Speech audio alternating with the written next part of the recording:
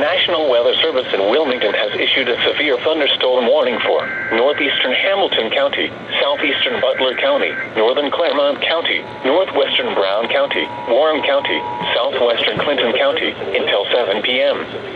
At 6:26 p.m., a severe thunderstorm was located near Morrow, moving east at 25 miles an hour.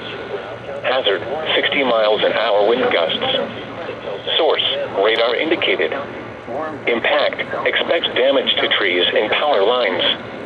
Locations impacted include Mason, Lebanon, Sharonville, Monroe, Blue Ash, Loveland, Reading, Montgomery, Madeira, Milford, Deer Park, Lancaster, Westchester, Terrace Park, Batavia, Morrow, Camp Dennison, High Point, Remington, and Concord Hills.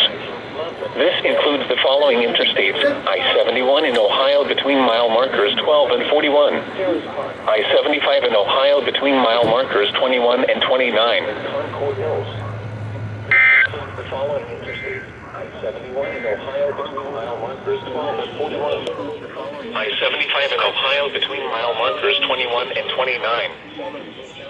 I-75 in Ohio between mile markers 21 and 29.